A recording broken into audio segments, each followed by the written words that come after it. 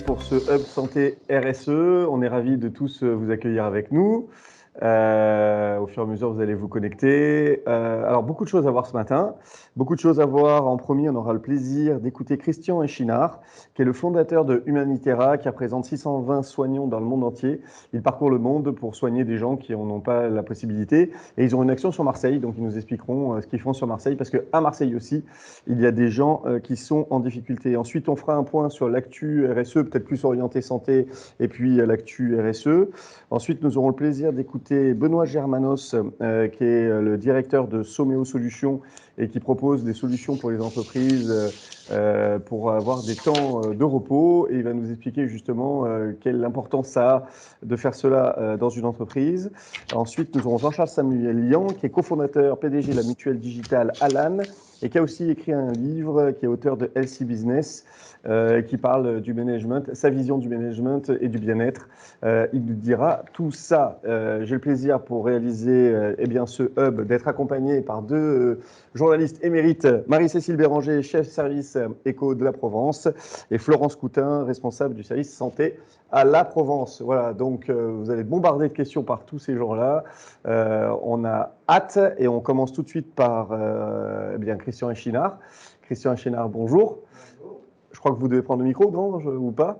Peut-être, oui, effectivement, c'est mieux si je prends le micro. Voilà, alors, vous êtes fondateur d'Humanitera. Je laisse peut-être Marie-Cécile vous poser des questions. Alors, je crois qu'on avait une vidéo, c'est ça, il y a un petit film qui présente les actions d'Humanitera tout à fait. avant toute chose. Un petit film d'Humanitera.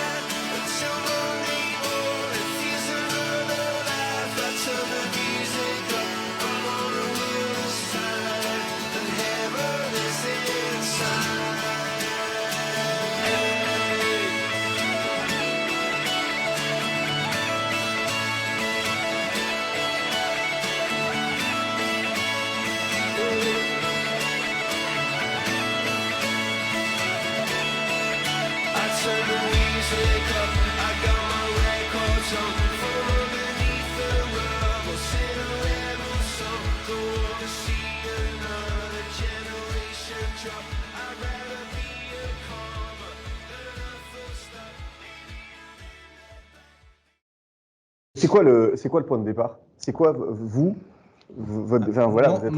êtes tranquille à Marseille dans un hôpital, vous avez largement de quoi faire. C'est quoi qui d'un coup ça c'est l'énorme question. C'est la question à laquelle je ne sais pas répondre.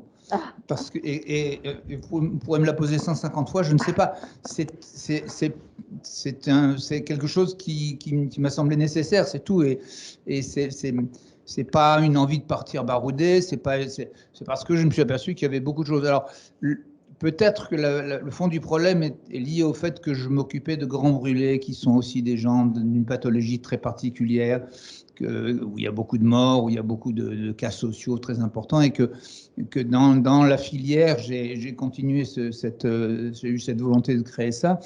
Et puis, je trouvais que c'était normal, quand on gagnait correctement sa vie en tant que chirurgien, qu'on puisse donner, un mois de... Moi, je partais trois fois par semaine en mission à l'époque, donc un mois par an pour aller soigner bénévolement des gens. Mais il fallait une structure, parce qu'une structure, c'est indispensable et on ne pouvait pas faire autrement. Donc la structure, on l'a créée progressivement, et comme je vous l'ai dit, la véritable structure est née en 98, après cette réflexion assez longue qu'on a eue sur le Moyen-Orient, et je reviendrai sur le Moyen-Orient tout à l'heure parce qu'on y est encore. Et puis très vite, nous sommes allés dans différents endroits, et en particulier en Afghanistan. En 2001, juste après les tours jumelles, on est parti en Afghanistan. Et avec l'aide de François Myssen, que certains d'entre vous ont peut-être connu, parce qu'il a été journaliste à la Provence, c'était même au Provençal avant, et qui a été un grand baroudeur, puisqu'il a été prix Albert Londres, etc.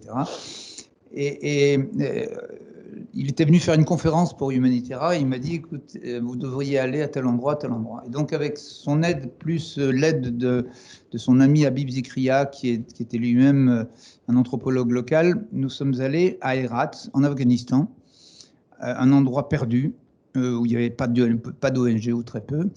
Et nous avons eu l'occasion, à cette occasion, de rencontrer Ismaël Khan, qui était le grand chef de guerre local, qui était le cheikh local de tout l'ouest Afghanistan, qui m'a convoqué un jour dans son palais, qui m'a dit, écoutez, les ONG françaises sont excellentes, je compte sur vous pour faire quelque chose à l'hôpital. Et donc, on a visité l'hôpital et on s'est rendu compte qu'il y avait, à notre grande surprise, dans les couloirs, partout, des tas de femmes qui étaient en train de mourir par terre. J'ai fait faire des statistiques et je me suis rendu compte qu'il y avait 350 filles qui s'immolaient par le feu pour la seule ville de Herat, s'immolaient par le feu. Elles avaient toutes entre 12 ans, puisqu'on les marie très très tôt, et 19 ans. Elles étaient malheureuses. Donc, je suis retourné voir le grand cheikh, le grand Lord War Ismaël Khan, et je lui ai dit, Votre Excellence, écoutez, si vous le financez, on peut faire un centre de brûlés. Moi, je sais faire. À l'époque, j'étais président de l'association européenne de tous les centres de brûlés d'Europe. Donc, j'avais beaucoup de connexions avec ça.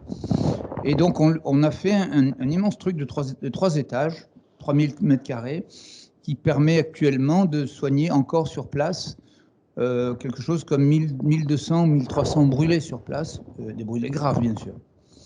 Et à la suite de ça, on a aussi fait plein de choses, une campagne de prévention sur ces suicides, on a fait plein de choses, on a écrit un livre avec Dorothée Oliéric qui est sorti chez Grasset, et la presse nous a beaucoup aidés à ce moment-là. Alors justement, voilà, la presse est là, oui. Et il se passe quelque chose à Marseille, oui. Parce que malheureusement le temps file, c'est passionnant tout ce que vous nous expliquez, on aimerait vous garder beaucoup plus longtemps, mais il y a d'autres invités. Oui, je sais bien. Donc à Marseille, qu'est-ce qui se passe? Pourquoi vous faites cet appel aujourd'hui et quels sont vos besoins? À la suite de l'Afghanistan, on est allé dans une quinzaine de pays. On a 620 soignants, si vous voulez, chirurgiens, anesthésistes et autres. On est allé beaucoup au Bangladesh, on est allé dans les pays arabes, notamment parce que Michel Vauzel nous avait demandé d'aller et d'être un peu le bras chirurgical de la région dans ces pays-là, donc tout ce qui était Tunisie, Libye, etc. Jordanie, réfugiés syriens, et tout ça, on le continue, on essaie de le continuer tant bien que mal. Sauf qu'actuellement, les déplacements sont difficiles, on a plus de mal à partir, et donc nous allons continuer dans l'année qui vient ces missions en Jordanie qui tournent très très bien. J'étais avant-hier en visioconférence avec la princesse Dana de Jordanie pour justement prolonger ces choses qui sont financées par l'UNICEF en particulier et par le UNHCR. Mais nous avons décidé de faire quelque chose sur Marseille, ce qui est rare pour une ONG internationale, parce que nous sommes une ONG à visée internationale, on est sur Marseille, et nous avons appelé ça Humanitera City. Alors, ça n'a aucun rapport avec Carrefour City ou avec Sex and the City, mais c'est tout simplement parce que c'était pour donner la notion de la ville. C'est du soin dans la ville. Et ces soins sont destinés, et là nous sommes soutenus par la région, par la communauté urbaine, par le département, qui a plaidé en notre faveur et qui a fait voter des crédits pour ça. Ces soins sont destinés à peu près 200, c'est un petit départ, c'est la moyenne que nous avons proposée au départ, 200 réfugiés ou 200 ultra pauvres de la ville de Marseille, des quartiers nord ou d'autres zones, de la ville d'Aubagne, de Toulon éventuellement, et puis de Nice ultérieurement, puisque nous avons déjà une antenne sur Nice qui commence à travailler là-dessus. Et ces gens-là seront opérés gratuitement par nos équipes. Nos équipes ne pouvant pas partir actuellement à cause du Covid, on les utilise, entre guillemets. D'abord, ils sont ravis de le faire. Ils seront opérés où? Alors, ils seront opérés dans différents hôpitaux et cliniques marseillais. L'hôpital d'Aubagne en particulier, qui s'est porté le premier candidat, Et puis aussi la clinique Juge, et puis aussi probablement l'hôpital Sainte-Marguerite et d'autres endroits. Nous sommes en négociation actuellement avec eux. Il va falloir les payer, bien sûr, puisque ces interventions sont réservées à des gens qui n'ont ni la CMU, ni l'AME, ni toutes ces choses-là. Donc, ces interventions vont coûter de l'argent, sauf que nous bénévoles, vont le faire gratuitement, aussi bien les chirurgiens que les anesthésistes, que les infirmières. Les soins seront ensuite assurés par tous ces gens-là. Et les établissements, non? Et les établissements, malheureusement, j'espère que nous ferons une petite ristourne, mais c'est pas évident parce que ça leur coûte cher. Donc les crédits que nous avons obtenus, que nous obtenons vont servir à ça, à payer essentiellement l'hospitalisation et ces choses-là. Aujourd'hui, vous avez des entreprises mécènes derrière vous, puisque Alors, là, c'est l'appel. On a quelques entreprises mécènes derrière nous. Celle qui nous sert de booster et de démarreur, c'est tout simplement la compagnie fruitière, avec laquelle nous avions travaillé déjà auparavant sur un projet qui avait été élaboré notamment par Bruno Salazar et par d'autres sur la chirurgie essentielle dans le monde. Et là, il nous avait bien aidés. Et la compagnie fruitière a proposé de nous servir de booster en attendant que tous ces crédits institutionnels arrivent, parce qu'il faut du temps pour que ça arrive. Voilà. Mais la région, dont ce n'est pas tout à fait les compétences à ce niveau-là, est très intéressée par ça. Elle est plus intéressée, j'allais dire, par ce que nous faisons en Jordanie et au Moyen-Orient, parce que René Muselier est très intéressé par tout ce secteur euro-méditerranée, et il a envie que nous repartions par là-bas. Donc, nos mécènes actuellement sont plus des mécènes institutionnels. Ok, on doit absolument conclure. Oui. Donc, Moi, j'ai 2 questions avant. Oui, vas-y. Vous avez sélectionné vos 200 patients comment? Alors, c'est quoi comme chirurgie et combien il vous faut finalement? C'est 15 équipes qui sont réparties en équipes de dentisterie et chirurgie maxillofaciale, parce qu'il y en a beaucoup. Gynéco-obstétrique, traumatologie, chirurgie réparatrice et puis chirurgie générale. Et ces 15 équipes qui vont tourner comme ça, qui sont déjà pratiquement sur pied, et qui pour l'instant nous attendons de pouvoir démarrer. Parce qu'il faut se dire qu'en ce moment, les interventions chirurgicales sont difficiles dans la mesure où tous les blocs sont fermés à cause du Covid. Et vous savez que la chirurgie non urgente n'est pas autorisée.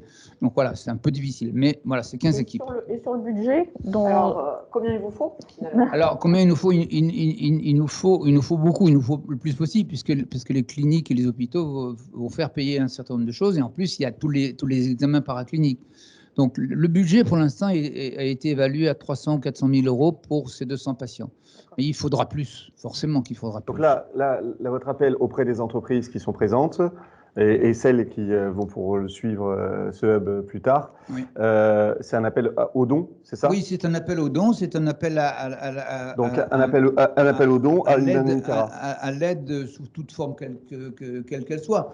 C'est un appel pour Marseille, c'est un appel aussi pour tout ce que nous reprenons au Liban et ailleurs, puisque là aussi, le Liban est concerné et que nous savons très bien qu'il y a pas mal d'entreprises libanaises dans la région et que ces entreprises peuvent nous aider et ont envie de nous aider sur un certain nombre de choses. Vous avez des contacts avec CMA-CGM notamment? Alors, on est en contact avec CMA-CGM. La région, comme j'ai dit, finance une partie de la mission exploratoire que nous sommes en train de faire, qui est une mission exploratoire qui, en plus, est relayée par des chirurgiens que j'ai formés ici à Marseille, puisque je suis universitaire, et qui sont libanais, et qui maintenant ont un très haut niveau, si vous voulez, au Liban, et peuvent nous aider pour régler. Merci, Monsieur Chinard. On est obligé voilà. Mais on peut mettre... Si on veut faire quelque chose, on contacte Humanitera, humanitera.fr.com. Alors, c'est humanitera.org. .org, oui, ok. humanitera.org. Okay. Vous l'avez sur la fin du film, c'était indiqué. Ok, très bien. Moi, merci beaucoup. Philippe, alors, si tu permets, je voulais donner 3 chiffres sur le mécénat d'entreprise. Justement, je crois que tu avais des infos là-dessus. Voilà, parce qu'on a eu cette semaine, on l'a relayé dans la Provence, la présentation par l'association Admical de son baromètre biannuel sur le mécénat d'entreprise en France. À partir de, en fait, ils prennent toutes les déclarations faites dans le cadre de l'impôt sur les entreprises de dons à des associations. Et alors, ce qui transparaît pour notre région, c'est qu'on est quand même une région qui pèse très peu sur le mécénat en France. On ne représente que 2,7% du total des dons réalisés au plan national. Il y a 5250 entreprises mécènes dans notre région et pour 55 millions de dons déclarés en 2018. Et si le nombre d'entreprises mécènes augmente par rapport au précédent baromètre, c'est vrai qu'il n'y a que 2,7% des entreprises de PACA, c'est le même chiffre que le pourcentage, le poids au niveau national en termes de budget, il n'y a que 2,7% des entreprises de notre région qui sont mécènes. Donc c'est vrai qu'on peut se dire que peut-être dans le cadre de la RSE, encourager le mécénat dans les entreprises, que ce soit mécénat de compétences des salariés ou mécénat en espèces sonnantes et trébuchantes, si j'ose dire, ça peut peut-être être une bonne chose. Peut-être que sur ça, nos partenaires ont des questions, des remarques. Justement, c'est ce que je voulais faire, c'est donner la parole un peu à nos partenaires. Si vous avez des choses à nous dire, ou si vous avez envie de réagir à ce que vous avez entendu, n'hésitez pas. Alors, je ne sais pas si on vous entend. Allez-y, si vous voulez prendre la parole. Moi, je ne vois pas tous. J'en vois quelques-uns, mais il y en a plein qui sont cachés. Donc, je ne sais pas s'il y en a qui veulent prendre la parole, pas la parole. A priori, pas de parole. Eh ben alors, on continue. S'il n'y a pas de parole, pas de souci. Alors, juste deux infos. Deux infos qui sont plus orientées RSE sur la santé. La dyslexie, on parle peu de la dyslexie, elle touche 6 à 8% de la population française. Elle est un trouble invisible et il y a beaucoup de gens qui se trouvent en difficulté et les entreprises ne font pas grand-chose là-dessus. Or, vous avez pas mal de salariés qui ont des problématiques là-dessus. Et il y a une start-up marseillaise, CrocoGo Digital, qui a créé un outil de diagnostic automatique pour cela. Voilà. Et ils viennent de lever 1,4 million d'euros pour le déploiement de ces activités. Et c'est une start-up marseillaise. Ensuite, il y a une start-up aixoise, Technobam, qui, elle, travaille pour nous débarrasser le plus possible des moustiques. Alors, pour vos infos, on parlait de 20 millions de morts qui ne sont pas opérés chaque année. Là, les moustiques, c'est 725 000 morts, selon la fondation Bill Gates. Et ils ont créé une borne Quista qui réduit de 80 à 94% la population locale des piqueurs qui transportent des maladies dévastatrices comme la dengue, comme le paludisme. Et ils ont 4500 machines dans des entreprises aujourd'hui, dans des hôtels et dans des campings qui sont installés. Voilà.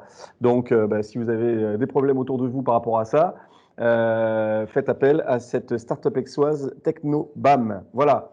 Alors justement, on parlait de start-up. C'est une formidable transition pour accueillir Benoît Germanos de Someo Solutions. Alors Someo Solutions, c'est quoi? C'est la prévention et l'amélioration de la qualité de vie par le sommeil et le repos.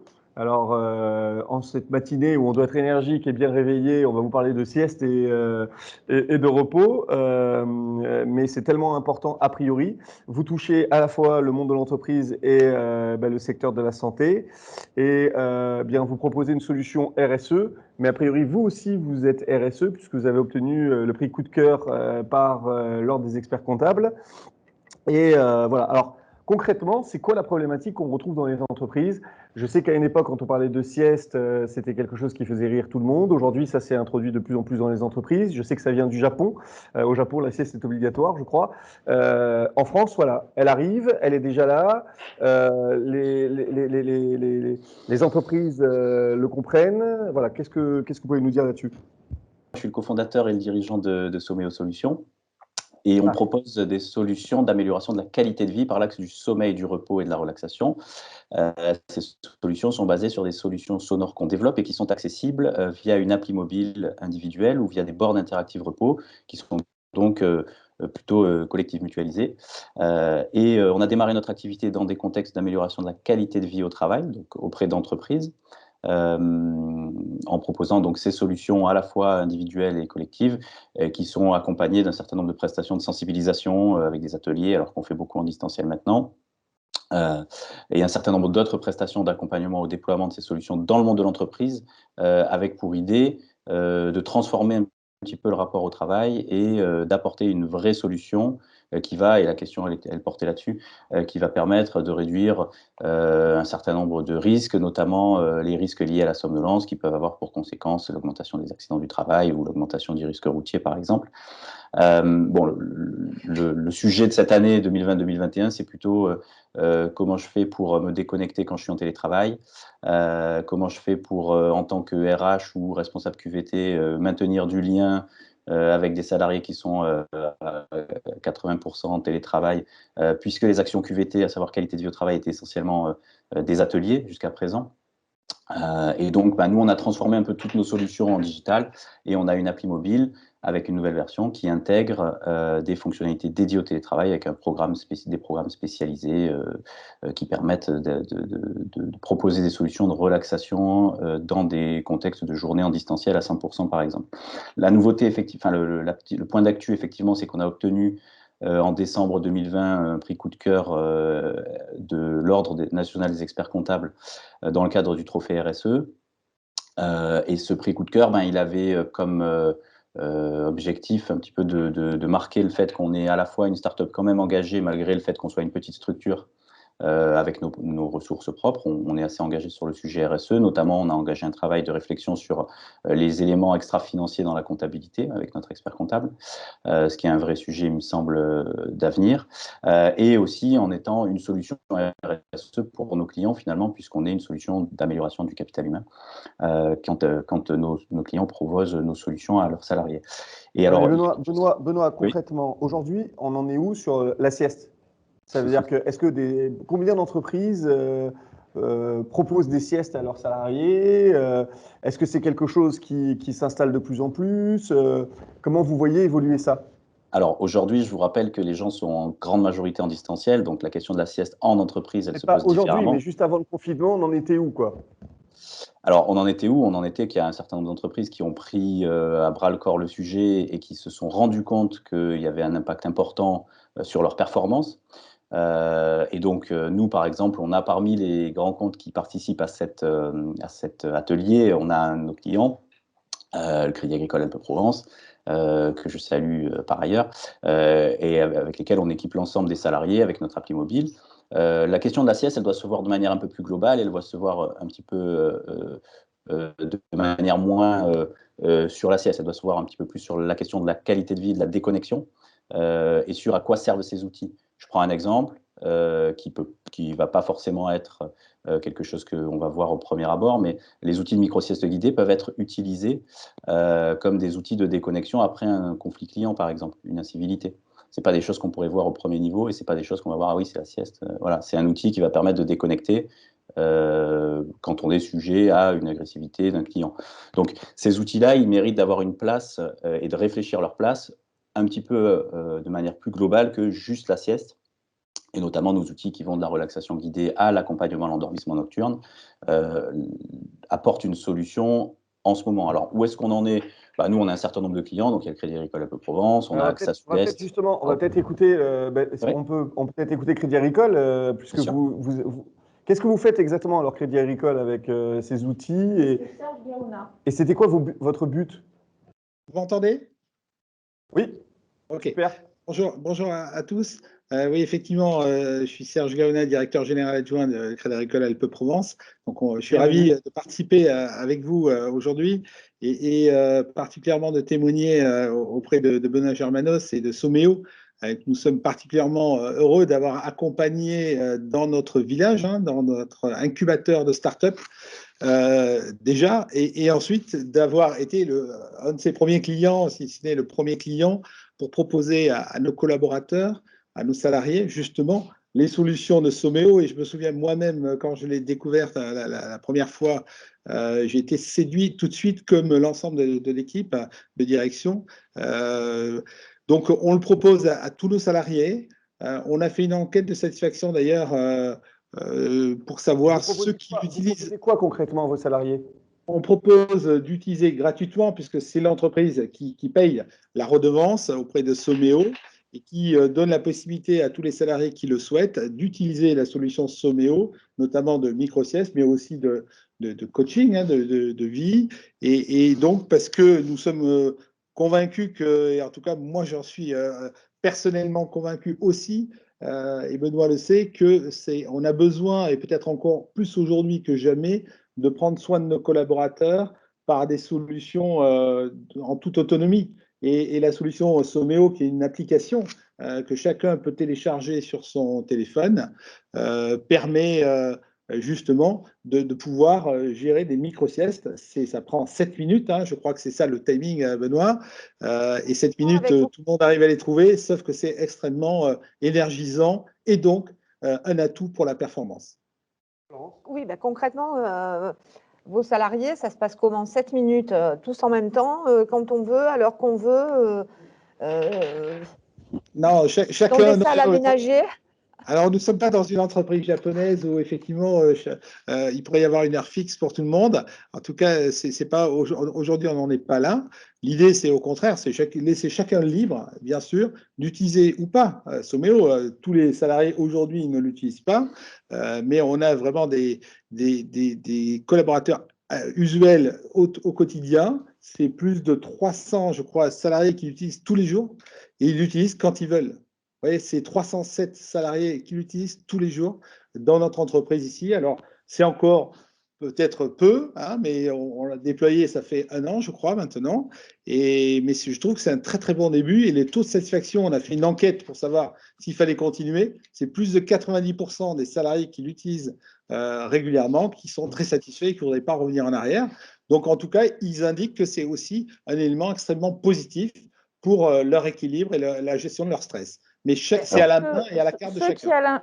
Ceux qui, à l'inverse, ne l'utilisent pas, est-ce que vous les avez aussi questionnés et est-ce que vous avez noté des freins par rapport à ça? Parce que j'imagine que pour beaucoup, ça reste quand même un ovni, la sieste en entreprise. Alors, je vais peut-être préciser, je suis désolé, je voudrais préciser une petite chose sur qu'est-ce qui est déployé au Crédit Agricole. Donc, on déploie une appli mobile qui permet d'accéder à des solutions d'accompagnement au repos.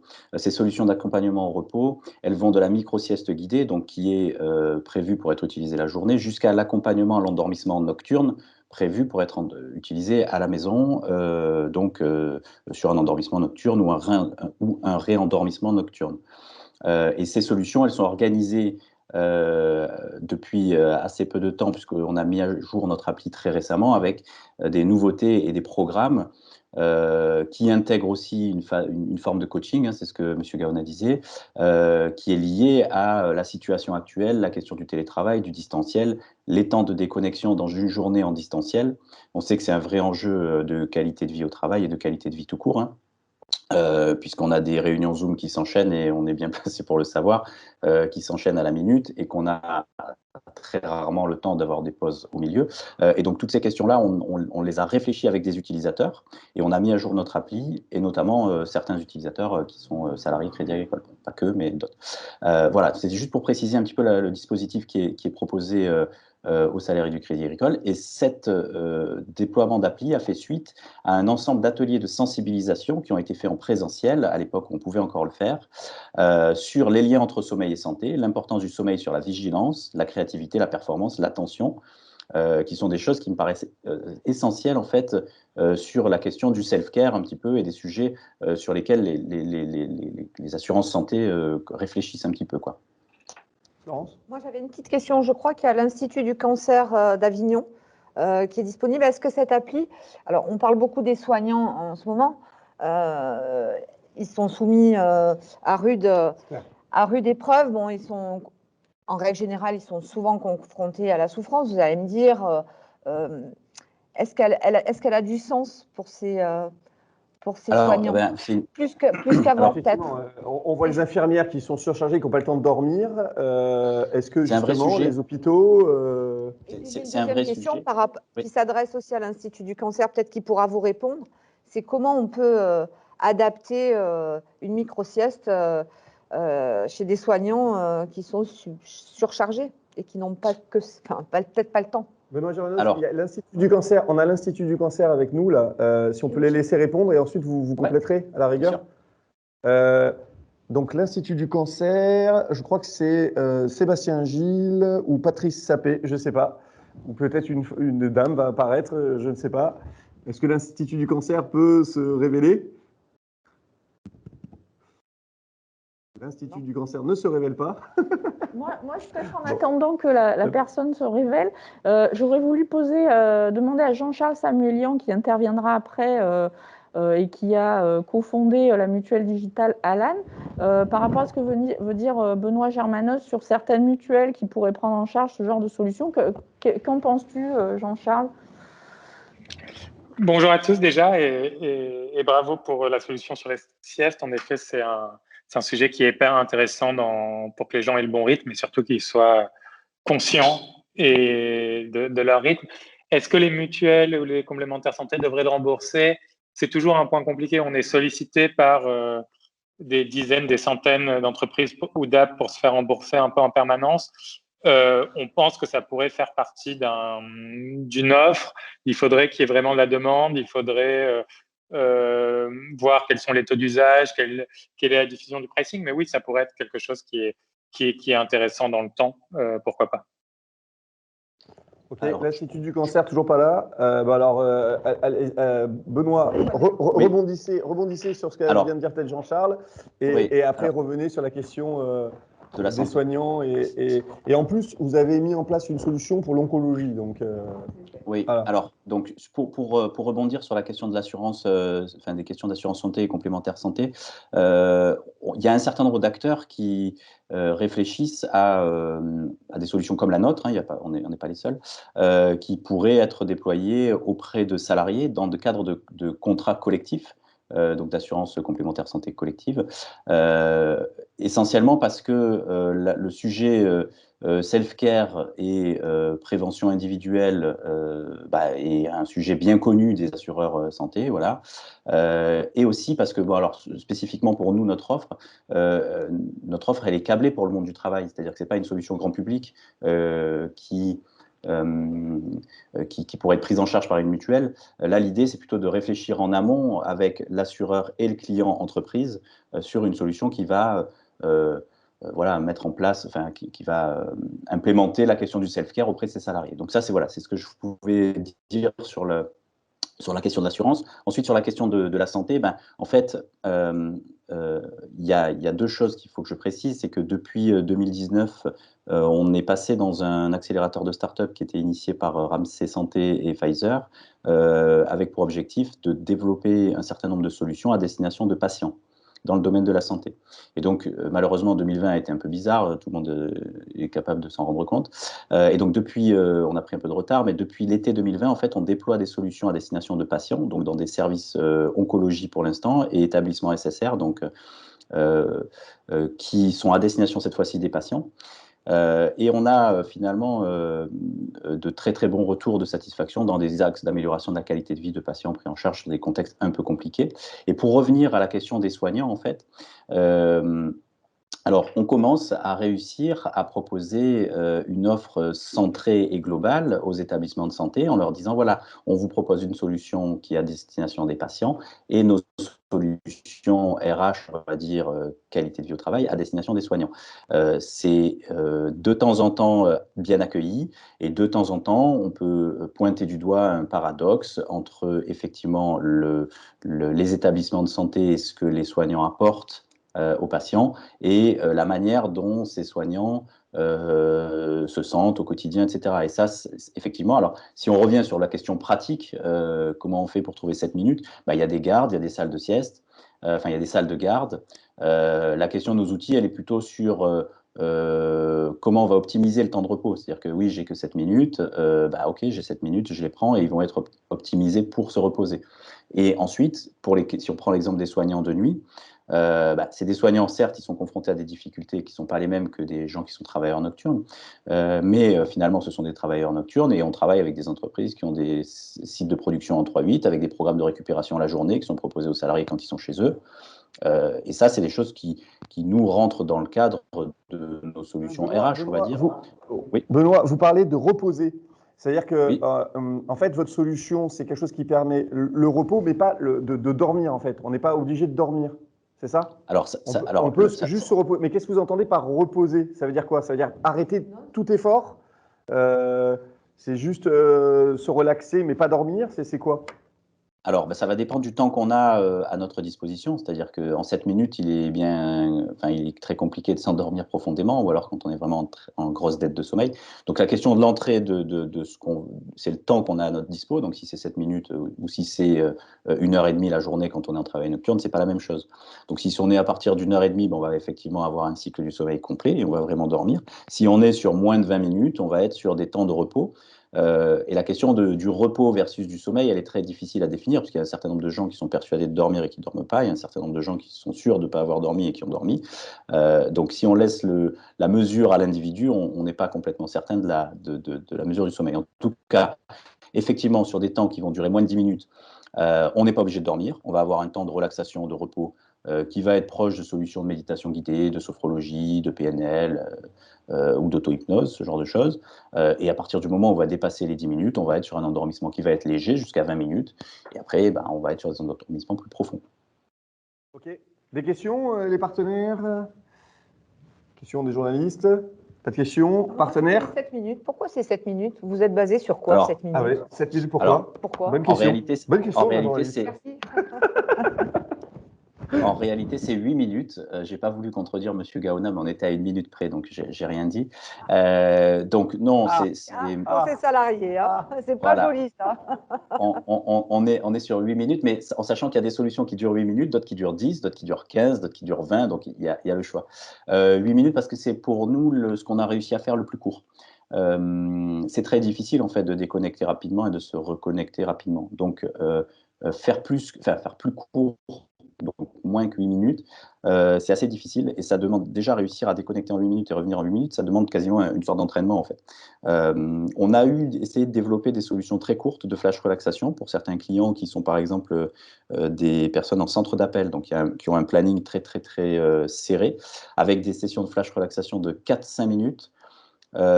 C'était un poil court pour être vraiment efficace. Donc pourquoi 8 minutes? Parce que c'est le plus court qu'on a réussi à faire en étant tout de même efficace et en permettant aux gens quand même de réussir à se déconnecter. Ok. Bon, vous avez été récompensé de plein de prix en plus. Donc, non, vous avez eu pas mal de prix, non, je crois. Alors, pas mal de prix. On a eu déjà le trophée RSE. Oui. Enfin, le en dehors de celui-là, vous n'avez pas eu d'autres prix d'innovation? Non, pas encore. Non, voilà, alors, ok, je croyais. Mais avec plaisir. Pas mal d'articles dans la Provence, puisque je me souviens, Benoît, oui, qu'on avait fait plusieurs sujets ensemble, notamment au lancement de la solution au tout début. Ok. Ça vaut bien un trophée, plusieurs articles dans la Provence. Je crois que, oui, tout à fait. Je crois que Serge Gaona veut rebondir sur les 1 minute qu'il aurait pris à ses salariés en termes d'agio. Peut-être que c'est un agio sur la sieste, on ne sait pas.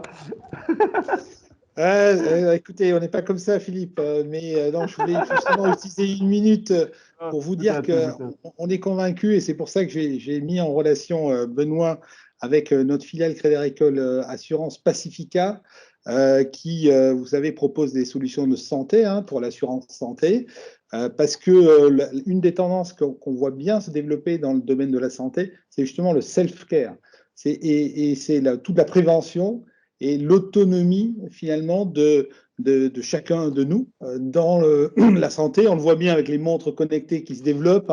Je vais citer aucune marque, mais on voit bien des systèmes qui permettent de mesurer la fréquence cardiaque, etc. Et on voit bien la tendance qui nous vient des États-Unis, où il y a un marché majeur qu'il faut aussi considérer dans les pays développés comme le nôtre, avec l'âge de la population et le vieillissement de la population. Donc très clairement, les solutions Someo s'inscrivent dans ce périmètre-là sur le self-care en matière de santé. Et je pense que Benoît est vraiment sur un créneau sur lequel on croit beaucoup et on le soutient pour ça. Ben merci. Désolé pour la minute. En tout cas, c'est super que les salariés puissent bénéficier d'une solution, parce que je pense que même en performance d'entreprise, on s'y retrouve. Quand on prend un peu le temps de se reposer plutôt que de tirer sur la corde, forcément, c'est QFD. Je crois qu'il y a un meilleur travail qui est effectué derrière. Vous savez, c'est le fameux take care, c'est prendre soin de ses collaborateurs, c'est pas juste les utiliser pour qu'ils produisent, c'est aussi prendre soin d'eux sur la durée. Vous savez, les salariés du Crédit Agricole, ils s'inscrivent dans la durée. 8 salariés sur 10, quand ils rentrent au Crédit Agricole, il va y rester toute sa vie, toute sa carrière. Enfin, pas toute sa vie, mais toute sa carrière, donc qui dure quand même plusieurs décennies. Donc, il est important qu'on prenne soin de lui de différentes façons dans sa carrière professionnelle. et on peut en reparler si vous voulez, mais aussi sur le plan personnel. En tout cas, c'est une attente qui est très forte. Et quand on souhaite attirer des talents et conserver et fidéliser des collaborateurs et les garder motivés, c'est un élément en tout cas qui nous paraît important. Et la solution Someo, comme d'autres solutions que nous avons déployées, s'inscrit dans ce cadre-là. Parfait. On va de toute façon en parler avec Jean-Charles. Jean-Charles Samuelier, on vous a entendu, mais on va vous présenter rapidement. Vous avez créé une mutuelle digitale Alan. On m'a dit que c'était une mutuelle pour les startups, a priori, et vous avez aussi écrit un livre sur le LC Business. Donc vous avez plein de choses à nous dire sur le bien-être au travail. Donc allez-y. Bonjour à tous. On est un peu plus qu'une mutuelle pour les startups maintenant, parce qu'on couvre 160 000 personnes et des boîtes de toutes les industries, dont des groupes de plus de 5 000 personnes. Donc, on est vraiment une assurance santé qui est en très forte croissance. En 5 ans, on est passé de 0 à 160 000 personnes couvertes et qui a l'ambition de rendre la santé plus transparente, plus juste, plus personnelle et de combiner cette offre d'assurance complémentaire, de mutuelle, avec plein de services de santé, que ce soit de la prévention, en aidant les gens à faire les bons check-up au bon moment, trouver la bonne information sans finir sur un moteur de recherche et penser qu'on va mourir dans les 5 minutes, ou et aider les gens à accéder aux meilleurs soins avec des offres de télémédecine par chat, par vidéo qui sont gratuites et limitées pour nos membres, par exemple. Et en effet, on a énormément investi depuis le début de l'entreprise sur la culture et sur comment essayer de mélanger excellence et bien-être. Et je pense que c'est les deux qui sont importants. C'est comment on peut être très ambitieux et construire des choses très ambitieuses et reconstruire une assurance santé de zéro. C'était assez difficile. Essayer de révolutionner le système de santé pour le rendre plus simple pour tous ces acteurs, c'est très difficile. Mais ça ne doit pas se faire au détriment des salariés. Et ça, on pense que ça passe par pas mal d'actions qui sont autour de la confiance, autour de la responsabilité distribuée, donc c'est-à-dire vraiment donner le pouvoir aux gens de prendre des décisions dans la boîte, autour de la transparence radicale. Chez nous, tout est accessible, même les salaires et l'accès au capital de tout le monde. Donc ça va assez profondément, mais en fait, ça va de pair avec cette confiance.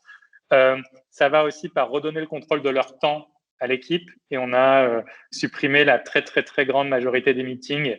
Comme ça, les gens peuvent travailler d'où ils veulent, quand ils veulent, comme ils veulent, avec une grosse culture de l'écrit. Donc, une grosse culture du feedback aussi, où on donne toutes les semaines ou toutes les 2 semaines, chacun des Alaneurs, qui est le nom de nos employés, passe du temps avec son coach, qui est un coach interne, pour savoir comment se développer, comment grandir, comment développer sa carrière. Et ça, c'est quelques exemples parmi tant d'autres de ce qu'on essaye de mettre en place pour nos 350 salariés maintenant. Et on est plutôt en grande croissance. On était 200 il y a 1 an, donc on recrute pas mal. Et une culture très solide, en fait, permet de recruter à cette vitesse et de faire comprendre aux gens comment ça se passe chez nous et comment on mélange ce niveau d'ambition qui est difficile et ce niveau de bien-être des salariés et de confiance. Voilà pour les quelques grandes lignes très rapidement. Votre méthode de manager, c'est l'avenir pour la suite? Alors, c'est quoi votre méthode de manager? C'est quoi un bon manager aujourd'hui qui préserve la santé de ses salariés? En fait, on a un peu supprimé le rôle de manager déjà parce qu'il voulait tout et rien dire, et on l'a essayé de le séparer en plein de choses. Un rôle de coach qui est hyper important pour la croissance personnelle. Il y a des rôles de gestion de projet, il y a des rôles plus stratégiques, etc. Mais en fait, on a séparé parce qu'aujourd'hui, le rôle de manager était un peu fourre-tout. Et en fait, on pouvait avoir des managers très, très différents. Et on pense qu'il y a une partie qui est du recrutement, et ça, on a des gens spécialisés là-dedans. On a une partie qui est la performance et comment on donne des promotions. Ça, on a arrêté de donner dans le pouvoir d'une personne, mais c'est des groupes, c'est les pairs qui aident à revoir la performance pour savoir si la personne doit être promue ou pas. C'est le coaching dont j'ai parlé. Et ça, c'est important. Et du coup, ce qu'on essaye de donner, c'est ce qu'on appelle la responsabilité distribuée. On aime bien dire chez Alan, on n'est pas vraiment une démocratie, on est une somme de despotes éclairés. Et qu'est-ce que ça veut dire? C'est despote, c'est qu'on donne le pouvoir aux gens de prendre des décisions et on veut qu'ils prennent des décisions. Et on pense que le consensus, ça aide pas à prendre des des super bonnes décisions parce que c'est la prise de moindre risque, mais éclairés parce qu'ils écoutent vraiment les autres et le feedback et la donnée que peuvent donner les autres. Et c'est aussi créer une culture qui valorise l'échec, en fait. Je pense qu'un des sujets pour la santé des salariés, la santé mentale des salariés, c'est ce qu'on appelle en anglais la psychological safety, mais être en sécurité psychologique dans la boîte. Et c'est de se dire que si j'échoue sur un projet ambitieux, ben, je ne vais pas me faire taper sur les doigts ou je ne vais pas me faire virer, mais si j'ai appris des choses qui sont intéressantes et si je partage ces apprentissages, je vais me faire plutôt valoriser dans la boîte et je vais même pouvoir avoir une promotion. Et après, bien sûr, c'est le rôle de notre équipe Culture and People de s'assurer et de mesurer en permanence que l'équipe va bien. Donc, on a un petit robot qui pose des questions personnalisées à chacun des salariés toutes les semaines pour savoir comment ils vont, qu'est-ce qu'on peut améliorer dans la boîte, etc. Et on a ce processus d'amélioration continue de la manière dont on interagit ensemble, du bien-être des salariés, de la manière dont on prend des décisions qui est hyper important. Et c'est important pour nous parce que si on a une boîte qui est saine à l'intérieur, et c'est dur d'être parfaitement sain tout le temps, mais on sera sain à l'extérieur aussi. Et quand on crée une boîte de santé, ben, ces valeurs de transparence radicale, de redonner le pouvoir aux gens sur leur santé, de les accompagner, de les aider à prendre des meilleures décisions, ben, elles se traduisent dans notre produit d'assurance santé pour les entreprises et les individus. Donc, si je résume vos propos, pour que les salariés se sentent bien, il faut virer tous les managers, c'est ça. Il faut virer les chefs. Non, je plaisante. Je ne sais pas s'il faut les virer, mais en tout cas, il faut requalifier leur job et le clarifier. Ouais, de plus en plus sur les managers, enfin, ce qu'on apprend, le nouveau management, et notamment pour les entreprises qu'on dit humaines et les entreprises qui suppriment les hiérarchies, c'est transformer le rôle du management en rôle de coaching. Voilà, ça veut dire que c'est plus le management qui contrôle, c'est plus le manager qui contrôle, mais le manager qui accompagne et le manager qui permet aux gens de libérer leurs compétences réelles. Est-ce que c'est à peu près ça, Jean-Charles ? Je n'aurais pas pu mieux le dire, je pense. C'est exactement ça. C'est comment on aide les gens à maximiser leur potentiel dans leur boîte, comment on leur donne les outils pour se mesurer, parce que une entreprise, c'est quand même des résultats, c'est de la performance, mais du coup, il faut donner les outils aux gens pour qu'eux-mêmes puissent mesurer leur performance. Et nous, ce qu'on leur pousse, c'est chaque semaine et chaque trimestre, c'est de se fixer leurs objectifs propres par rapport pour la semaine suivante et après chaque trimestre pour le trimestre suivant. Mais c'est eux qui fixent ses propres objectifs. Et notre job en tant que boîte et le job des gens les plus seniors dans l'entreprise, c'est de donner beaucoup de contexte sur ce qui est important et comment on juge un bon objectif d'un mauvais. Mais après, on les laisse les construire. Et bien sûr, c'est encore une fois d'autres aligners, d'autres personnes dans la boîte, mais pas les managers, c'est plutôt les gens avec qui vous travaillez qui vont vous dire « Ah là, ton objectif pourrait être plus ambitieux » ou « Tu pourrais mieux le formuler » ou d'ailleurs, il est trop ambitieux et tu vas te mettre en situation d'échec. Et ça, c'est des discussions qui sont hyper saines à avoir en groupe. Mais l'idée, c'est de donner les outils à l'équipe pour ne plus avoir besoin de ce contrôle, en effet. Utopique, est-ce que tout le monde est bienveillant dans une entreprise? C'est compliqué d'adapter ce genre de management. Ben c'est un vrai critère de recrutement. Finalement. Clairement, mais c'est un vrai. Du coup, il faut avoir un processus de recrutement qui ne valorise pas que sur les compétences techniques, mais aussi sur les compétences humaines. Et on essaye de mesurer, entre autres, la bienveillance, la culture du feedback. Sont des choses qu'on essaye de mesurer beaucoup. Les gens qui ont envie de grandir aussi et qui ont envie de recevoir du feedback. Donc ça, c'est des choses qu'on regarde beaucoup dans le processus d'entretien. Mais c'est aussi, du coup, montrer que les gens non bienveillants ne réussissent pas dans la boîte. Donc, si on n'est pas bienveillant, on ne sera pas promu, on sera pas. Et ça, c'est vraiment quelles sont les règles claires. Ouais, dans des entreprises comme le vôtre, on s'aperçoit, avec un peu de recul, j'arrive plus à trouver le nom, vous le connaissez, les entreprises pas ouvertes, comment on appelle ça? Libéré, je pense. Merci. Voilà, j'avais libéré. Libéré, c'est ça, libéré, délivré. Dans les entreprises libérées, souvent ce qu'on voit, enfin ce qu'on a vu, les effets négatifs de la politique que vous menez, c'est que ceux qui ne sont pas prêts à prendre des responsabilités, ceux qui ont envie de rester tranquilles à leur place et pas plus, sont plus ou moins poussés dehors, quoi. Depuis la création d'Alan, là tu disais il y a 350 salariés, ceux qui étaient là dès le départ, ils restent dans la boîte. Justement, c'est souvent un indicateur. Est-ce qu'il y a un turnover ou est-ce que les salariés restent chez Alan? Alors, on a beaucoup de gens qui restent et depuis très longtemps. Sur les gens qui étaient là la première année, tout le monde est là encore. Enfin, sauf un, mais on pense que le turnover, pardon pour le franglais, c'est healthy, quoi. C'est sain d'avoir du turnover parce que quand on a une boîte qui croît à notre vitesse, pas tout le monde va s'éclater tout le temps sur tous les jobs qu'on fait. Et nous, c'est plutôt comment on essaye de faire en sorte que les salariés qui se sentent plus à leur place dans la boîte ou qui ont juste envie d'autre chose, on les aide vraiment à trouver leur prochaine étape, on les accompagne et on a mis en place plein de choses là-dessus parce que c'est très dur de construire une boîte qui grandit très vite. Ce n'est pas un environnement facile parce que quand vous doublez de chiffre d'affaires et de taille d'équipe tous les ans, c'est plein de nouveaux enjeux qui se créent. Ceci étant dit, on essaye de valoriser tous les types de profils, c'est-à-dire à la fois ceux qui veulent vraiment beaucoup grandir et ceux qui veulent devenir juste, qui aiment leur rôle et qui deviennent excellents dans leur rôle.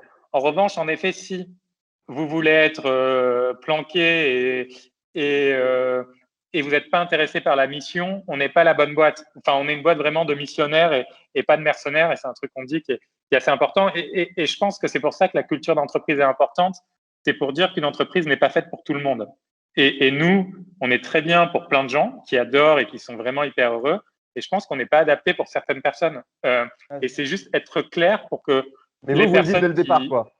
Vous le dites dès le départ. Exactement. Et il vaut mieux le dire en amont qu'après. Et la grosse différence avec les autres boîtes, c'est que vous l'avez construit directement. C'est-à-dire qu'en fait, beaucoup d'entreprises libérées ont rompu avec un système. Et donc, ça a été très compliqué parce que, effectivement, les gens ne sont pas forcément préparés. Vous avez construit votre boîte là-dessus, sur ce modèle. Exactement. Et je pense que ça a permis de le clarifier. Un autre point qui fait aussi qu'on s'aligne bien, c'est que tous nos salariés ont du capital de la boîte. Donc, on s'aligne aussi beaucoup sur la réussite en commun. Mais c'est vrai que le construire dès le début, ça aide. Après, je pense que toute entreprise, quelle que soit sa taille, qu'elle fasse 2 salariés ou 10 000 ou 100 000, elle peut changer sa culture d'entreprise. Mais il faut repartir pas à pas de petits points de comment on a pris une décision la dernière fois. Est-ce qu'on est content de cette prise de décision en groupe? Qu'est-ce qu'on va améliorer? Comment on peut communiquer mieux ensemble? Parce que la culture d'entreprise, c'est pas les posters que vous mettez sur des murs. C'est comment les choses se passent dans la boîte, comment les décisions sont prises, comment est-ce qu'il faut faire 10 déjeuners avec le boss pour en fait être promu. C'est ça la culture d'entreprise. Et ça peut se changer, mais il faut le faire pas à pas et repartir vraiment des actions de la vie de tous les jours. Alors peut-être qu'on peut demander à nos partenaires d'intervenir. Vous, votre culture d'entreprise, enfin voilà, cette tendance vers l'entreprise libérée, est-ce que c'est une tendance que vous prenez? Alors, on est sur l'entreprise libérée et c'est marrant parce qu'on est parti sur la santé au travail quelque part et donc le healthy. Donc a priori, une entreprise libérée, ça rendrait en meilleure santé les salariés. Voilà, vous, alors moi je vois à l'affiche là, malheureusement pour vous, hein, je vois MSC et Crédit Agricole. Après les autres, je ne les vois pas. Est-ce que vous avez envie d'intervenir ou d'autres partenaires que je ne vois pas qui seraient présents, tels la SNCF, je crois aussi, Société des Eaux, etc. Ah, ça y est.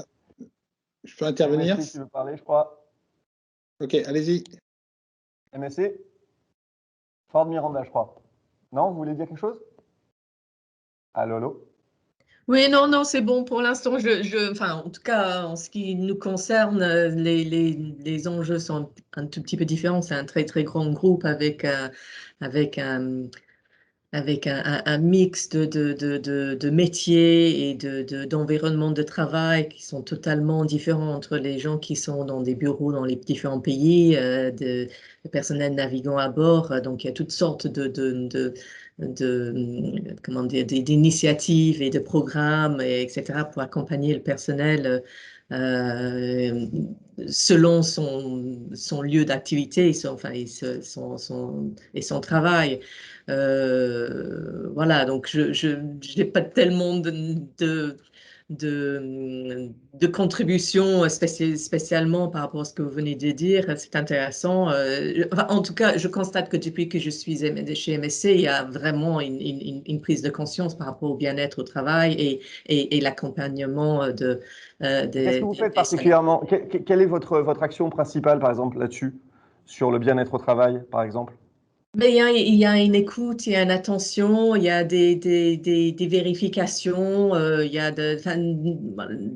d'ailleurs, enfin, en tout cas, en ce qui me concerne, ça fait plus d'1 an qu'on est en télétravail en France, et aussi il y a une partie en activité partielle, donc c'est un cas de figure totalement inédit, pas que pour nous. Après, ça peut passer par des petites choses, hein, la prise de contact au quotidien, la vérification que les équipes vont bien. Ça peut être assez basique, mais bon, ça fait partie d'un tout. Voilà. J'avais une question à Jean-Charles et peut-être à des partenaires aussi. Dans ce que tu décris, où est puisque tu as une entreprise d'une certaine taille aujourd'hui, où il y a des instances sociales, je suppose, dans l'entreprise libérée et dans le management que tu décris, et je crois que je t'avais déjà posé la question en interview, quelle est la place des représentants du personnel? Et parce que quand on parle de risques psychosociaux, il y a des instances qui existent, il y a un droit du travail qui prévoit beaucoup de choses très cadrées. Est-ce que la RSE, c'est pas aussi, la base de la RSE, c'est pas aussi tout simplement respecter ces règles du droit du travail? Et est-ce que ça va pas Bien sûr, quand on les respecte, tout simplement? Bien sûr, ces règles du droit du travail sont hyper importantes et il faut les respecter, les suivre, mais je pense qu'il faut aussi arriver à les dépasser. Je pense que aujourd'hui, avec les nouveaux outils de communication qui est un peu qu'on peut voir dans d'autres industries comme la démocratie participative, mais on a plein de moyens d'avoir la voix de tous les salariés sur plein de sujets, et quelle que soit la taille de l'entreprise. Et en fait, nous, ce qu'on essaye, c'est du coup d'avoir ce débat de groupe et qui est poussé par les salariés. Hein. C'est pas un truc de nous, dirigeants, on a décidé que c'est comme ça. C'est les gens qui sont chez Alan adorent de pouvoir contribuer à construire la boîte, à construire comment on travaille, etc. Et une de nos valeurs, c'est Alaners edit the company. Pardon, on travaille en anglais parce qu'on a beaucoup de salariés étrangers. On est une boîte assez internationale. Et c'est du coup, les Alaners modifient l'entreprise. Et c'est ce qu'on dit, c'est une entreprise, c'est un organisme vivant en constant changement, surtout quand on grandit. Et ce qu'on attend, c'est pas que ce soit moi qui dise à l'équipe comment faire, mais c'est que ce soit l'équipe qui nous dise comment faire et ce qu'ils veulent construire. Et ça, il faut aussi arriver à mettre en place des nouveaux processus de discussion qui sont plus, qui viennent vraiment de tout le monde, où tout le monde a la voix et où la voix de tout le monde est égale. Et c'est ce qu'on essaye de construire dans la boîte. Après, mon job, moi, de dirigeant, c'est d'expliquer à tout le monde le contexte qui est que une boîte, ça doit quand même être profitable à un moment, que on est là pour servir nos membres d'abord, etc. Mais tout le monde, ça le comprend très bien. Et du coup, on a des discussions qui sont hyper saines. Juste pour vous donner un exemple, la manière dont notre grille de salaire est discutée, c'est discuté de manière publique avec l'équipe. Donc, c'est pas le salaire pour chaque niveau, etc. est discuté avec tout le monde, accessible à tous. Et ça, c'est une discussion qui est saine parce que on est obligé du coup de savoir expliquer pourquoi on prend telle décision et pourquoi un ingénieur de tel niveau ou quelqu'un du service client de tel niveau est payé comme ça. On sait l'expliquer, on sait donner des benchmarks, etc. Et c'est des discussions qui sont hyper saines. Est-ce que votre philosophie, elle est transposable à des groupes un peu plus importants? Là, vous démarrez votre l'industrie, tout simplement, l'industrie ou le crédit agricole, par exemple. Est-ce que le Crédit Agricole veut réagir? Est-ce que le Crédit Agricole veut réagir à ça? Vous m'entendez? Vous m'entendez? Ça marche? Très bien.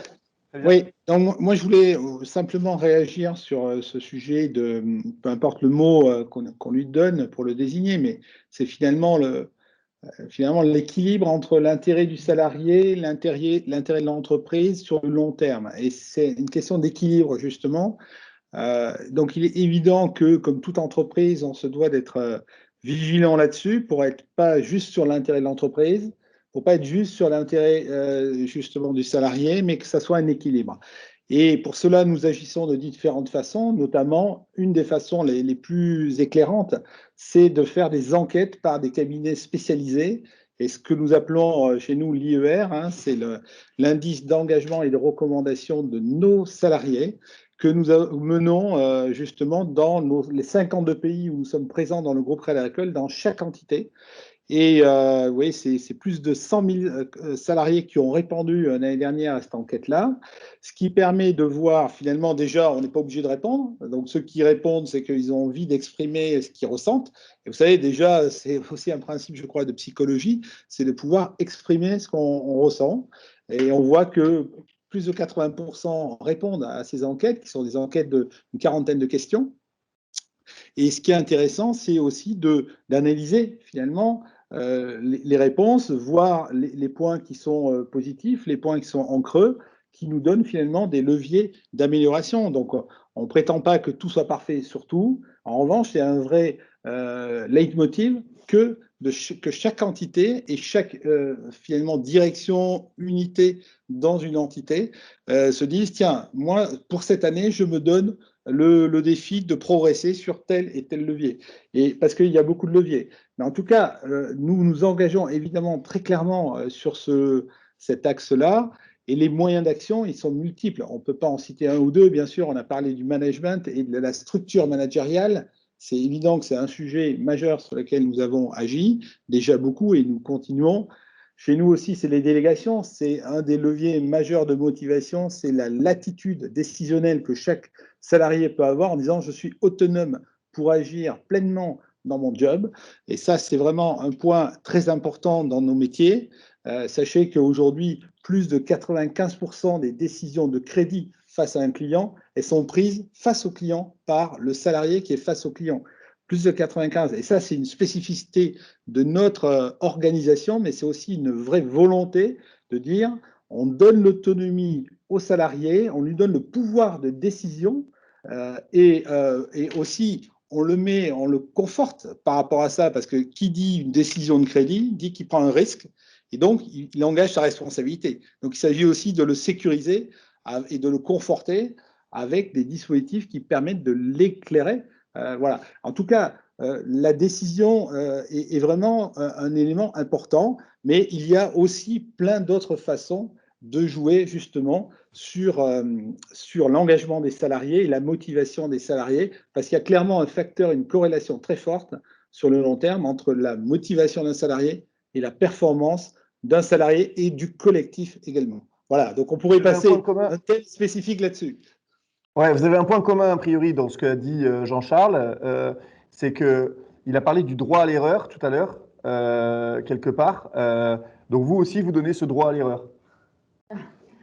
Si on n'accorde pas le bon crédit, c'est ça.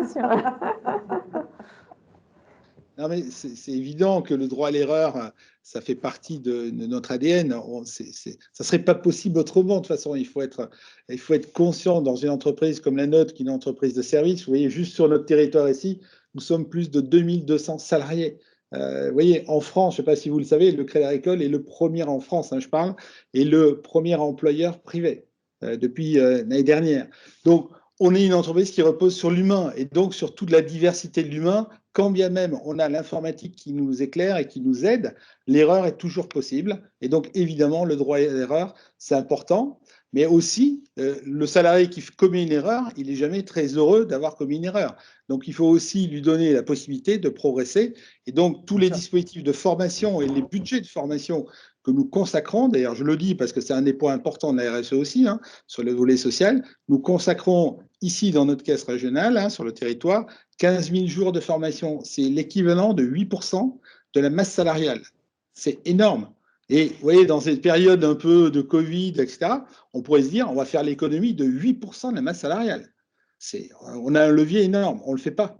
On ne le fait pas parce qu'on est convaincu que c'est important, bien sûr, d'avoir des collaborateurs formés pour être en capacité à mieux répondre aux besoins des clients, mais aussi pour le collaborateur lui-même.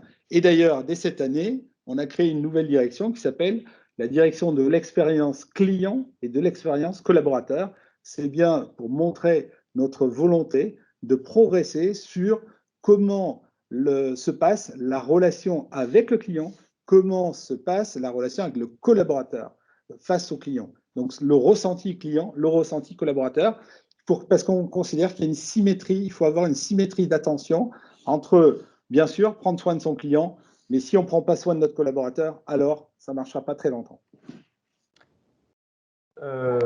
Florence. Alors finalement, vous êtes un petit peu sur le grill des questions. Donc, vous avez les 7 minutes proposées pour dormir. 8. Les 8, pardon. 8 minutes. 8 minutes. Excusez-moi. Est-ce qu'il y aurait, de ce que nous a présenté Jean-Charles Samuelian, est-ce qu'il y aurait, je sais pas, une initiative que vous appliqueriez tout de suite, finalement?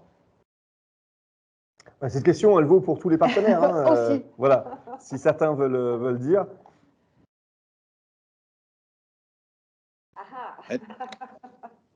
Non, je ne veux pas spécifiquement rebondir sur les propositions intéressantes qui ont été évoquées par Jean-Charles Samuelian, mais parce que nous avons nos propres dispositifs et voilà, je pense que nous avons toute une palette de leviers, mais je vous dis bien, il faut aussi les personnaliser aux besoins des situations. C'est aussi une des convictions que nous avons, c'est pas partout pareil, on se doit de laisser la main, l'autonomie, c'est une de nos convictions fortes en termes de fonctionnement.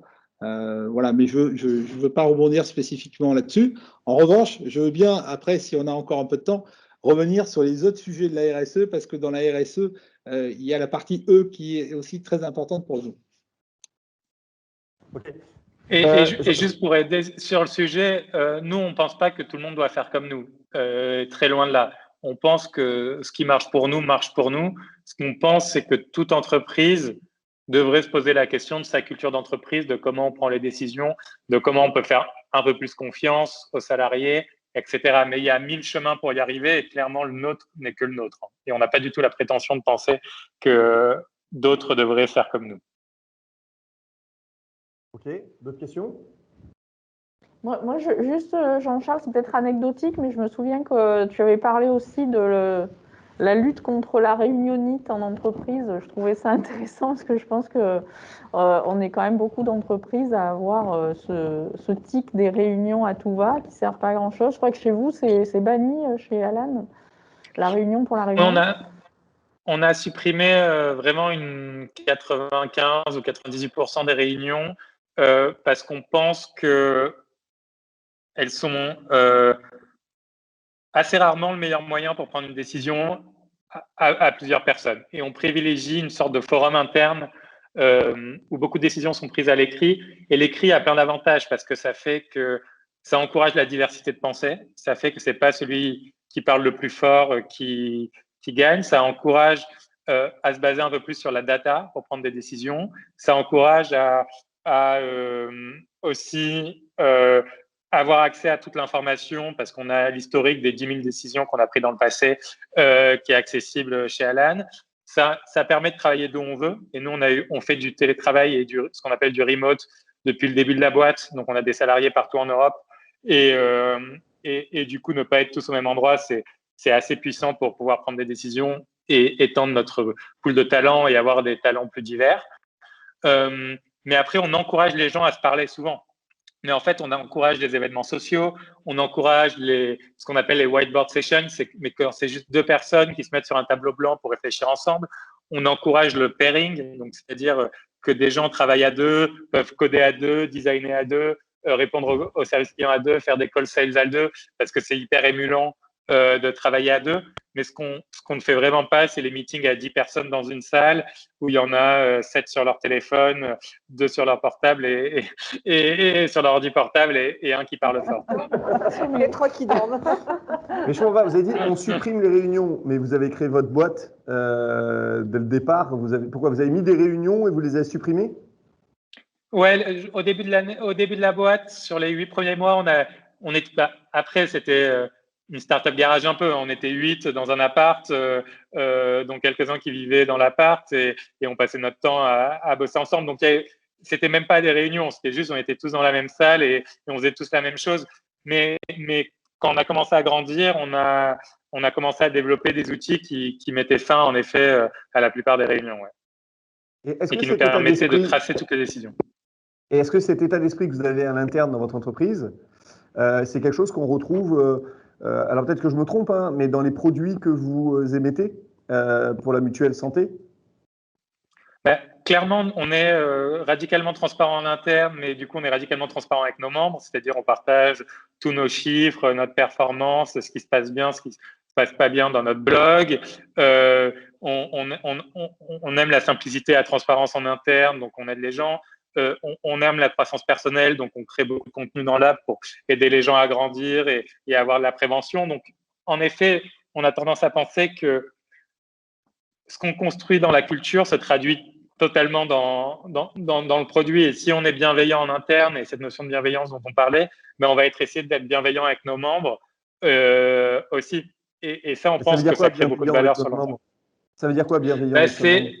C'est pas partir du présupposé, comme certains acteurs, que les gens vont frauder et vont tricher, mais que les gens essayent de bien faire quand on les aide, par exemple, qu'on peut créer une relation de confiance, qu'on peut leur donner le pouvoir pour mieux utiliser les services, etc. Et ça marche plutôt bien. Donc, est-ce que, je vais vous dire une phrase, qu'est-ce que vous pensez de cette phrase? Dans les écoles de management, on apprenait qu'il fallait donner suffisamment d'informations pour rassurer et pas trop pour contrôler. Vous en pensez quoi, vous? J'ai une vision complètement contraire de ça. Je pense qu'il faut donner toute l'information, mais du coup qu'il faut être un leader non pas par le contrôle, mais par le contexte. Et je pense que c'est ça le leadership de demain, c'est donner du contexte et du coup beaucoup communiquer sur ce qui est important, pourquoi, et faire comprendre aux gens pourquoi. Et si on est aligné sur pourquoi on prend les décisions, en fait, on a une organisation qui grandit beaucoup plus sainement parce que tout le monde est capable de prendre les bonnes décisions. Et on ne devient plus dans une structure de contrôle. Et quand vous dites on est transparent, il n'y a rien qui est opaque. Il n'y a pas une seule chose que vous gardez secrète. Dans la boîte, il n'y a rien qui est opaque. Enfin, vraiment rien. Tous les chiffres, 100% des chiffres sont accessibles. Les seules choses qui sont opaques, c'est les données de santé de nos membres, qui, elles, il y a toute une mesure d'accès pour protéger la data, bien sûr, et pour que les alarmeurs ne puissent pas accéder à ces données-là. Et après, c'est quand on se sépare de quelqu'un, on partage les grandes lignes, mais on protège la personne qui part pour être sûr s'il y a eu un comportement abusif, on ne va pas aller dans les détails, par exemple. Ok, dernière question. Ah, Florence ? Puisqu'on a parlé beaucoup de santé au travail, ça a été juste évoqué, la déconnexion qui fait partie de la santé, du bien-être. Et je voulais entendre un petit peu le point de vue de Benoît Germanos là-dessus, et puis après, peut-être vous, Monsieur Samuelian, sur la déconnexion, parce que vous l'avez évoqué, mais vite fait, un mot. Alors, merci de me redonner la parole. Oui, la question de la déconnexion, alors elle a plusieurs niveaux. En fait, la déconnexion, on peut la voir au niveau uniquement informatique, mais aussi au niveau mental. Donc, elle se repose depuis 2020, on va dire, avec la question du télétravail de manière très massive, etc. Comment dire ?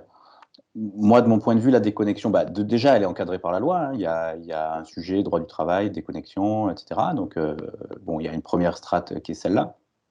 Après, on peut peut-être regarder qui la respecte ou pas, ce droit à la déconnexion. Il y a des entreprises qui font le choix de déconnecter leur serveur le week-end, par exemple. Il y a des entreprises qui font le choix de mettre des entêtes mail. Alors, ça ne marche pas quand on est sur différents fuseaux horaires, etc. Hein, d'accord. Il y a des entreprises qui mettent des entêtes de mail, pas de réponse avant lundi, etc., etc. Donc, mais à mon avis, il y a aussi un vrai sujet de responsabilité, de prise de conscience individuelle. Et je vais rejoindre encore ce qu'on a dit sur la question du self-care, de la prévention, de la responsabilité individuelle aussi. C'est-à-dire que bien souvent, on se rend compte que même dans certaines entreprises où il n'y a pas d'attente, par exemple, d'une réponse de mail le week-end, Les gens y répondent. Alors, c'est quoi le sujet là? Est-ce que c'est être bien vu par son manager? Du coup, bon, je fais une passe en profondeur à Jean-Charles Samuelian pour qu'il reparle des sujets manager. Est-ce que c'est le risque d'être mal vu? Donc, encore une fois, il y a les sujets de la bienveillance, etc. Et en tout cas, nous, sur nos sujets de travail, ce qu'on apporte, donc, premièrement, notre appli, elle fonctionne en mode hors ligne, donc c'est évident qu'on ne pouvait pas dire aux gens reposez-vous et votre téléphone va sonner, donc ça, c'est la première chose. Deuxième chose, c'est que dans notre appli, il n'y a rien à lire. Et c'est une volonté de notre part, puisqu'on part du principe qu'il y a suffisamment de gens qui sont connectés et qui scrollent à longueur de journée des murs d'infos et qui ne lisent pas d'ailleurs. De toute façon, on sait que le temps pour capter le temps d'information, capter le temps de concentration, c'est 10 secondes à peu près. Donc, voilà. Donc, il n'y a rien à lire dans notre appli, il y a des choses à écouter pour se relaxer et se détendre et s'endormir. Donc ça, c'est ce qu'on fait à notre échelle. Et ensuite, la question, ce qu'on a adapté, on va dire, sur la situation actuelle, c'est la question de la déconnexion quand on est en télétravail. Et on a un retour important des salariés, nous, parce que quand on déploie une solution, on a en général une phase pilote avec soit les instances représentatives, soit des salariés représentatifs. Et le retour, c'est, voilà, je suis en télétravail, j'enchaîne toute la journée, j'ai même plus le temps de sortir, alors fumer une cigarette quand je suis fumer une cigarette ou boire un café avec les copains à la machine. J'ai pas le temps de ça, j'enchaîne toute la journée des visios. Et donc c'est un vrai sujet de à la fois responsabilité individuelle et à la fois responsabilité de l'entreprise ou des managers qui calent les réunions sans aucune seconde d'interruption. Donc nous, on a créé un programme qui est dédié à ça, avec des propositions de sessions de micro-sieste guidées en fin de matinée, en début d'après-midi et en fin de journée pour clôturer sa journée, avec des sessions qui sont dédiées, par exemple, en fin de journée à rejoindre sa vie personnelle et clôturer sa journée de travail. Donc voilà, ça c'est ce qu'on fait, nous, à notre échelle. Mais je pense qu'il y a d'autres initiatives, et il y a des initiatives qui viennent aussi des entreprises sur la manière de gérer cette déconnexion. Et le premier niveau, comme je dis, il y a un sujet droit à la déconnexion, quoi. Voilà ce que je peux dire. Super. Est-ce qu'il y a d'autres questions de nos partenaires? On arrive à la fin de ce hub. Oui, si vous permettez. Nos partenaires. Oui. Si vous permettez. Oui, moi, je voulais rebondir sur ce qui était dit juste avant par rapport finalement, ce qui est important pour les salariés, c'est le sens qu'on donne. Et justement, ça fait le lien avec notre sujet sur un point qu'on n'a pas pu évoquer. J'espère qu'on pourra l'évoquer une nouvelle fois. C'est sur le côté environnemental dans la RSE. Parce que nous, c'est un élément qui nous tient extrêmement à cœur et sur lequel nous nous engageons à la fois pour le territoire, pour l'environnement, mais aussi auprès de nos salariés, parce qu'on est convaincu aussi que nos salariés, c'est une dimension de motivation majeure. On le voit bien avec les manifestations qu'il y a eu pour le climat ces dernières années, où les jeunes se mobilisent très massivement justement sur ces sujets-là, et on est convaincu nous-mêmes que c'est un sujet majeur. Donc, comment on agit? On agit sur les 5 axes, on ne va pas pouvoir les développer dans le timing, mais l'axe déjà de la mobilité… Là aujourd'hui, on est sur un hub RSE santé, en fait. C'est que santé. Oui, c'est que santé aujourd'hui. C'est santé RSE, voilà. C'est pour ça. Donc, vous inquiétez pas. On est ensemble toute l'année et on va traiter tous les sujets. Donc, vous inquiétez surtout pas. On peut pas tous les traiter d'un coup. Là aujourd'hui, c'était plus un axe santé. Autant pour moi, j'ai pas compris. RSE santé et aussi,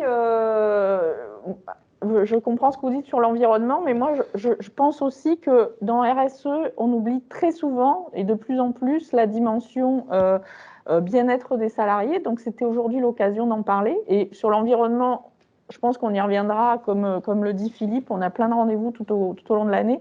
Et je crois que vos différentes interventions, Monsieur Gaona, aujourd'hui montrent que sur la prise en compte du salarié dans la RSE, le Crédit Agricole notamment et d'autres ont beaucoup de choses à dire. Et je trouvais ça très intéressant de faire ce focus-là. Et j'espère qu'on y reviendra et qu'on ne fera pas que de l'environnement dans la RSE.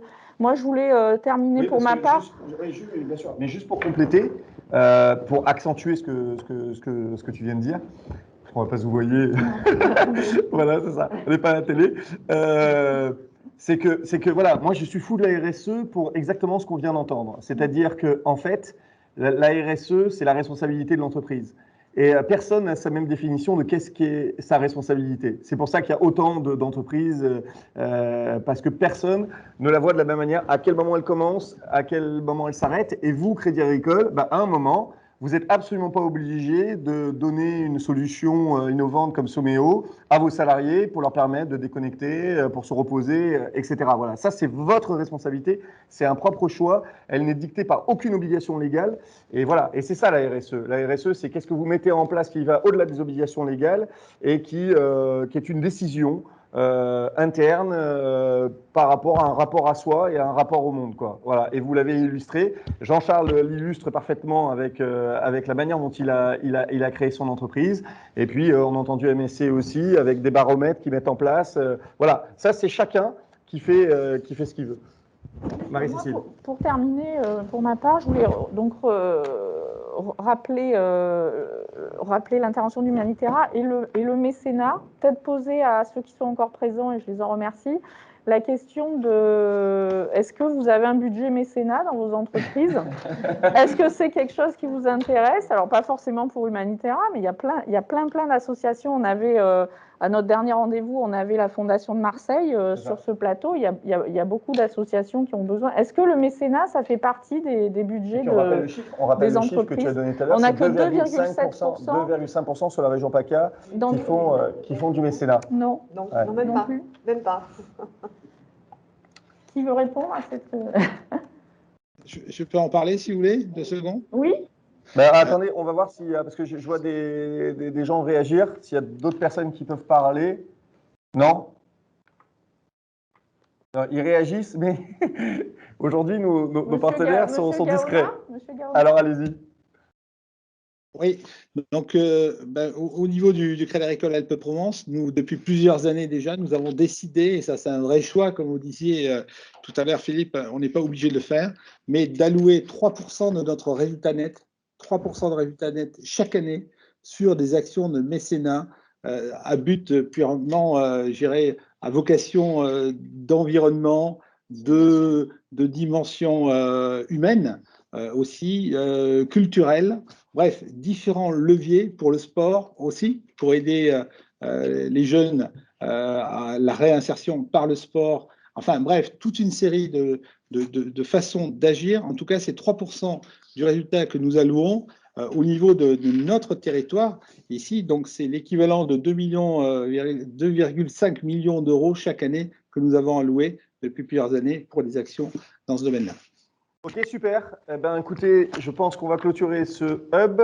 Pas d'autres questions des journalistes? Florence? Non. Marie-Cécile? Merci. Personne? Merci. Pas un partenaire qui lève le doigt, qui d'un coup se dit « Ah là là, mais j'avais une question, ça y est, j'ose, ça y est, je me lance, c'est la fin, je suis réveillé, je vais partir en sieste grâce à Someo, avec sa solution. » Mais avant de partir en sieste, non, pas de questions. Jean-Charles, un mot pour clôturer?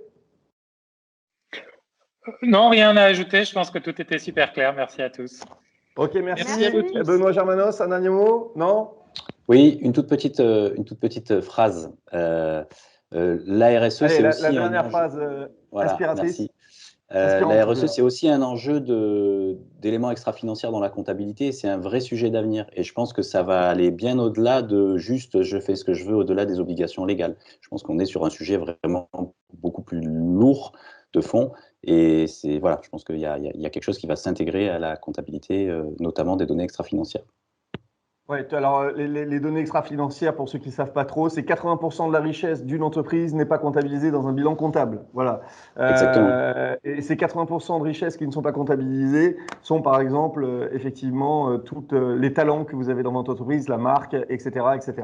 Voilà, donc ça, on pourra peut-être faire rien qu'une session là-dessus, tellement que c'est passionnant. Merci à tous d'avoir suivi ce Hub RSE. On espère vous avoir éclairé, vous avoir inspiré. Notre but est de citer des choses pour que vous vous incitez à les suivre et à y réfléchir. C'est un moment qu'on a passé ensemble agréable. Merci à Florence Cotin, merci à Marie-Cécile Béranger, merci à Monsieur Chinard qui est encore avec nous d'Humanitera et j'espère que vous aurez des gens qui répondront à votre appel. Merci à Jean-Charles Sabuelian. Et bon développement, vous êtes bien parti pour. Et on aura vraiment à cœur de savoir comment vous développer, parce que c'est vraiment des nouvelles manières de manager. Elles ne sont pas si nombreuses que ça. On avait demandé, Florence Coutin parlait des entreprises libérées. Il y a Gore-Tex et Harley Davidson qui ont été les premiers à faire ces choix d'entreprises libérées. Certains sont revenus un petit peu en arrière.